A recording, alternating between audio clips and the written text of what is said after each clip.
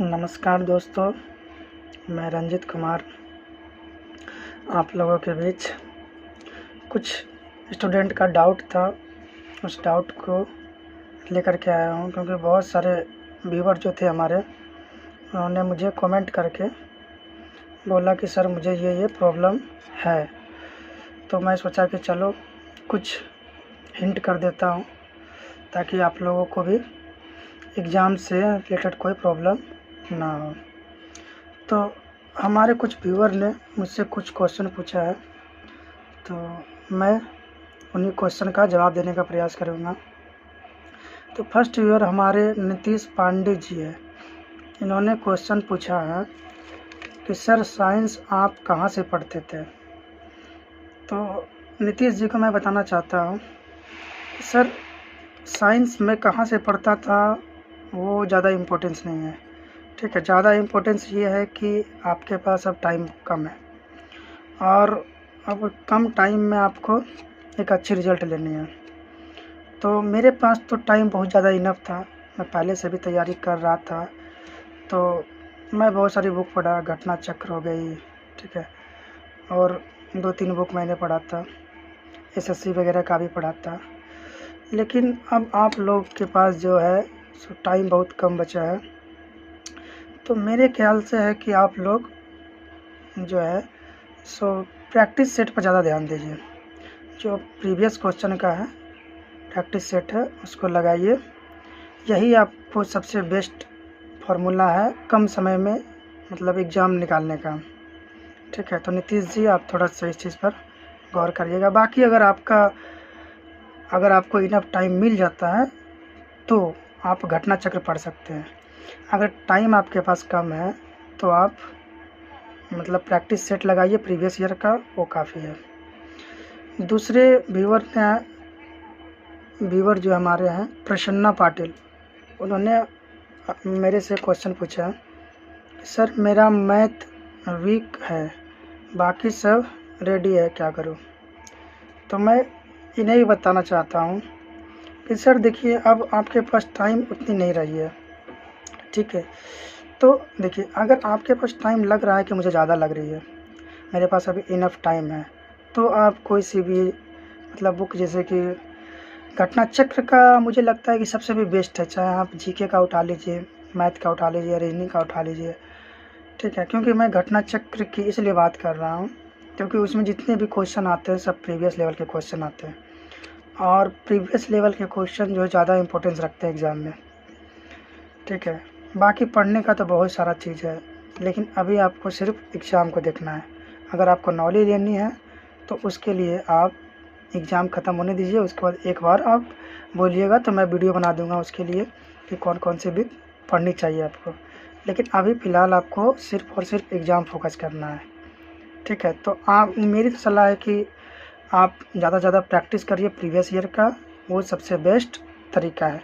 और अगर इसके बाद भी अगर आपके पास टाइम बच रही है तो आप घटना चक्र को देख लीजिए।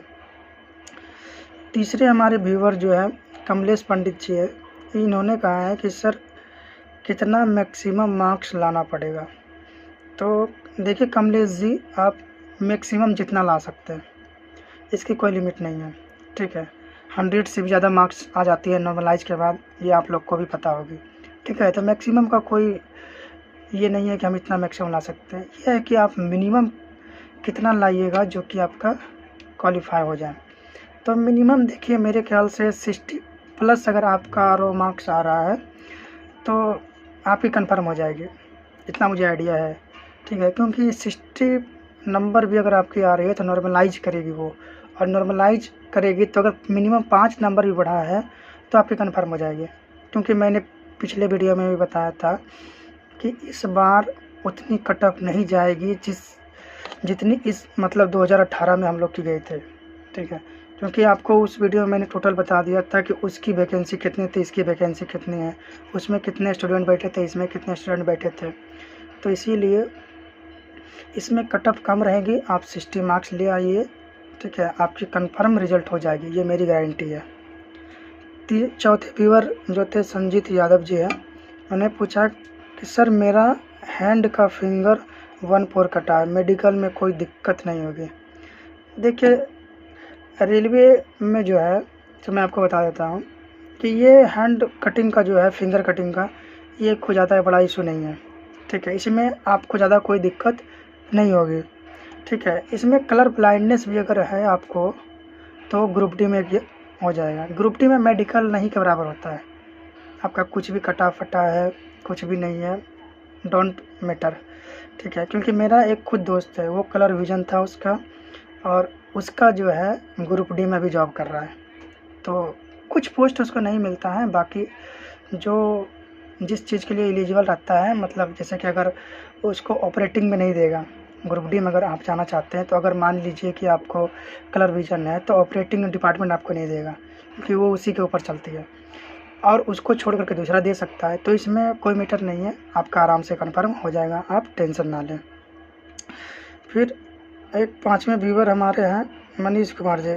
इन्होंने क्या लिखा है, सर आपका कौन सा जोन से ज्वाइन हुआ है?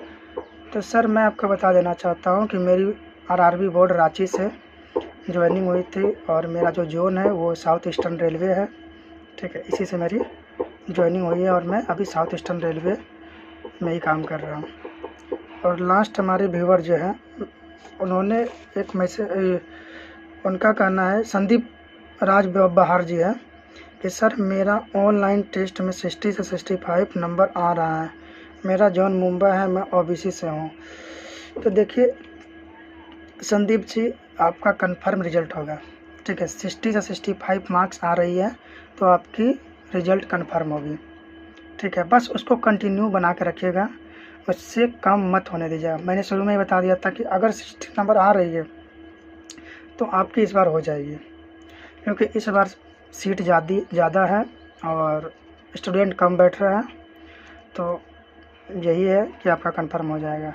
और ये समझ लीजिए कि रेलवे की लास्ट वैकेंसी समझ के इसको पूरी जान और जी लगा दीजिए। ठीक है, इसमें थोड़ी सी भी मेहनत में कमी मत करिएगा, क्योंकि ये अगर रेलवे आपका सपना है तो ये आपका लास्ट सपना है। ठीक है, क्योंकि मुझे नहीं लगता कि इसके बाद कोई वैकेंसी आने वाली है।